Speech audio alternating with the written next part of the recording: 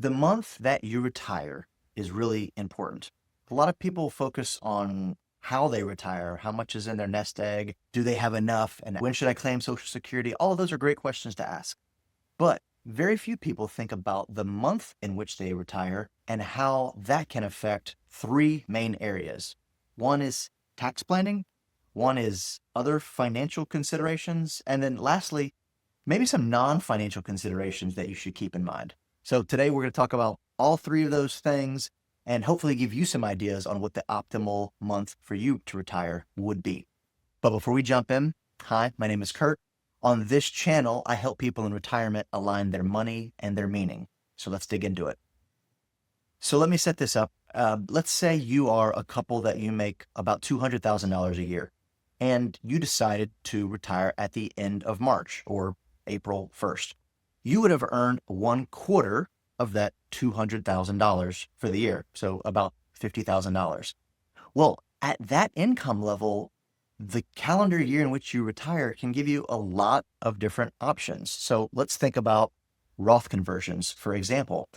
Typically, when you are doing Roth conversions, you're at a lower taxable income threshold, which is why it often makes sense.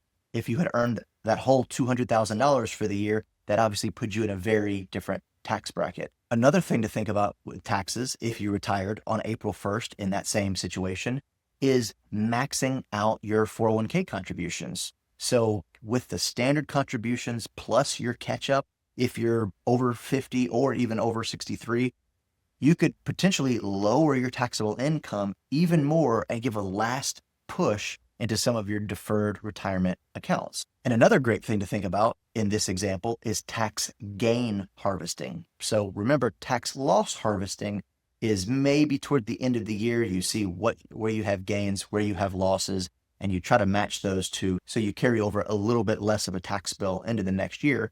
Well, it can work the opposite way. If you're in a lower taxable income bracket, there's a chance that your capital gains rate could be zero or low.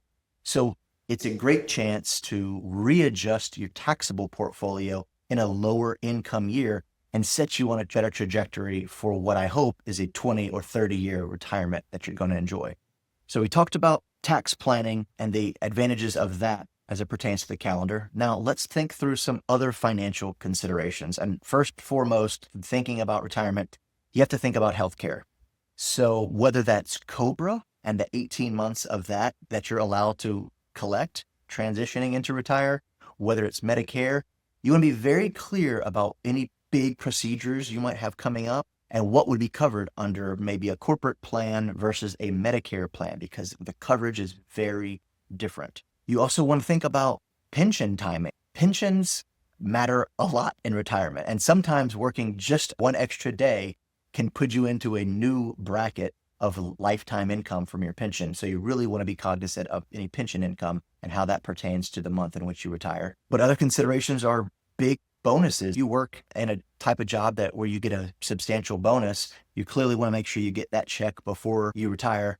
But also you might have PTO that you can either have paid out or you can use before you retire. So there's a lot of financial considerations as well as the tax planning considerations that we've already talked about. And last but certainly not least, let's think through some of the non-money related things to consider in the month that you retire.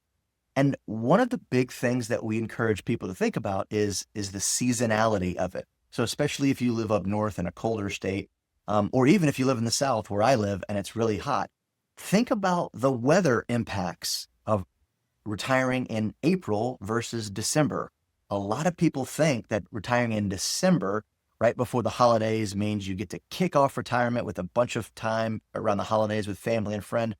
But also remember, right after that is January and February, and that can really put a mental damper on your 3 C's in retirement. Remember that we always talk about, which are curiosity and staying curious and engaging your mind, contribution and what sort of groups that you are going to continue to contribute to now that you're not contributing to a job or a business, but also the community that you're involved in.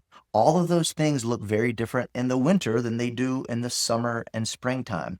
So especially if part of you aligning your money and meaning is getting outside, enjoying nature, the seasonality of that is going to matter massively. And then another non-money related consideration would be your spouse or your partner. When are they retiring? That matters too. We've seen a lot of great scenarios where people are fortunate enough to retire together and take that first big trip, take that big chunk of time off, go explore, do a lot of the things they were hoping that they could do while they were working. But keep that in mind too, because that's a big non-money consideration.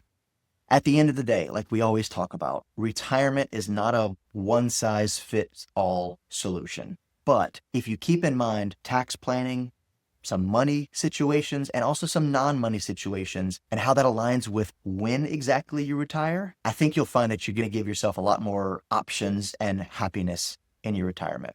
So if you found this video helpful, hit that like and subscribe button and leave in the comments which month you hope to retire in. Thanks for watching. We'll see you next time.